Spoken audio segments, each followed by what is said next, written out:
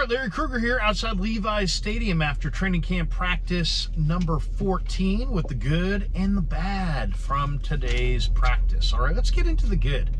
We'll start with the good, we'll finish with the bad. There was a lot more good than bad today.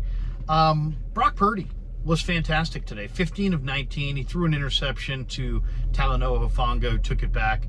But 15 of 19, and he threw an assortment of passes. He was on time, putting it on guys' hands all day. Just tremendous accuracy.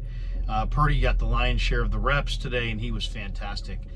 Sam Darnold threw the ball well today as well. He only threw 6 passes, but he connected on 5 of them. Trey Lance looked good on the 4 completions and really bad on the 2 incompletions. On the 4 completions, he was on time. He didn't take too many shots down the field. He hasn't taken a lot of shots down the field. He's best when he lets it rip on the 8 to 15 yard cut patterns where he can throw it on a line. He threw one deep ball though today, and he just didn't have enough air under it and just was too hard and 5 to 10 yards beyond, I think it was Deebo Samuel, and didn't give Deebo a chance to make a play on it. So that was definitely not good from Lance. But for the most part, he was good today. The other bad pass that he had was Cameron Latou. You know, his other incompletion. He had Latou on like a shallow cross to the right, and he just threw it behind him. Latou couldn't get a finger on it, and it just fell incomplete. So overall, I would say the quarterbacks were really good today. There was no Brandon Allen. He's off. His wife's having a baby. We wish him luck. Congratulations to Brandon and his wife. But he wasn't at practice today. As far as other positives, Fred Warner got into the backfield on one run play and tapped down the running back for a tackle for a loss. T.Y. McGill shooting a gap on a run play, got in the backfield, tapped down the running back for a loss in the backfield. Also, you know, these jobs that are available at defensive end, you know, I thought the defensive end, offensive line one-on-one battles were really good today. And Alex Barrett continues to win one-on-one battles. This guy's been on the practice squad the last couple of years, but Barrett looks really, really good. Also, Marlon Davidson won a couple of reps. He's got great speed as an interior rusher. He looks like a guy who's going to make this football team. Taco Charlton has got great moves, and at 260 pounds, I mean, he's really tough to handle in the one-on-ones. I mean, he's so athletic and so explosive at 260 that he can almost be on the ground, and yet he's still like running. I mean, he can get almost parallel to the ground and still keep his legs churning. And then Clelin Ferrell won a couple of the reps today as well. All those guys, those 4 guys, Barrett, Marlon Davidson, Taco, and Clelin Ferrell all looked good in the one-on-one reps. Talanoa Hufanga made a couple nice plays on the ball, and one of them he got as an interception from Brock Purdy and took it back for a touchdown. Huff is playing at a very, very high level. We saw Jake Moody bounce back today in practice. He made a 40-something yard field goal, like 44, something like that. He also made one from 50. So that was good to see, you know, after Moody missed 2 field goals in Vegas over the weekend. On the downside, Breeland Speaks, the newest defensive end they just picked up, who you know, is trying to compete for a backup defensive end spot. He just looked really, really winded and kind of out of shape. You know, they're getting right down to it now. It's like, you know, they're looking for answers at backup defensive end. The 4th and 5th defensive end behind Farrell, Bosa, and Jackson are wide open. And who's going to be? I mean, I don't think we know right now. Barrett's playing well, but he's been a practice squad guy. Charlton's playing well, but he's been on 8. This is his 8th team. You know, you've got Austin Bryant, but you know, there's times that he gets nothing done. He'll probably get one of the spots, but it's not for sure. So to me, it's like the depth at defensive end is really an issue. And, you know, I'd like to see them go get a significant player to try to bring in there to have another defensive end. Because the bottom line is your defensive ends play a lot.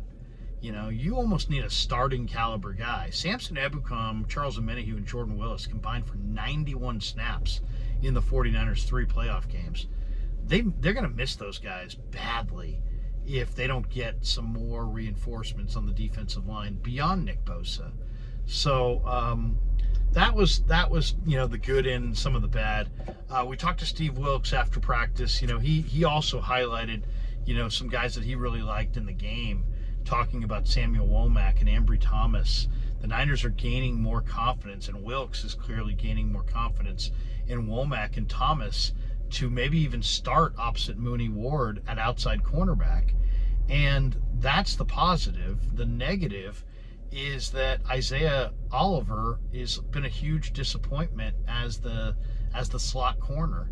He was a significant free agent addition that was brought here to play that slot corner. He got burned for a touchdown. He just looked like he was playing at 3/4 speed. I mean, if that's full speed, that's not good enough. If he's hurt, then there's that issue as well. But Isaiah Oliver has not looked good at the slot corner. And Steve Wilks basically said that he's got a Rolodex full of guys that he's looking at the slot corner. And Deshaun Jameson took some reps today at slot corner. Demo Lenore took some reps at slot corner. If they feel good enough about Ambry Thomas outside and Samuel Womack, that may give them the flexibility to throw Demo Lenore at slot corner or Deshaun Jameson at slot corner. Jameson's a very experienced rookie. He played 5 years at Texas, and you can see he plays with a lot of poise on the football field. This guy knows how to play. He knows how to play. He can handle the two-way break. He's a solid defensive back. He can play outside. He can play inside. So, if Isaiah Oliver doesn't either pick it up or wind up on the injured list, he's battling for a roster spot. I don't think his spot is solid at all.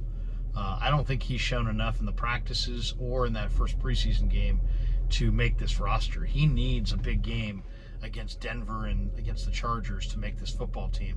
But it is good to see the Niners have options at the slot corner. I mean, Jameson's a good option. Lenore's a good option. They also have A.J. Parker, who's played really well, and they really like Quantrez Knight. In fact, I asked Steve Wilks after practice, where does Knight sit on the depth chart, or where's he best? And he's like, he says he's one of his favorite guys. He's got a great personality. He says he can play safety, he can play outside corner, or he can play the slot. So, I mean, that Quantrez Knight is fast, is physical. He's not fast, but he was a very productive player at UCLA, and he was an alpha. He was a leader. He was like one of their main guys. So, I'm interested to see, does Isaiah Oliver, that was one of the negatives, is Isaiah Oliver is not necessarily playing at a really high level. He also highlighted that he really likes what he's seen so far out of Jair Brown and Taylor Hawkins.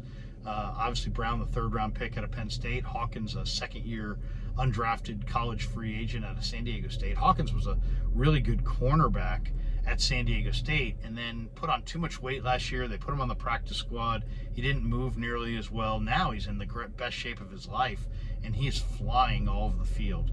So that was a real highlight, and he looked good again today at practice.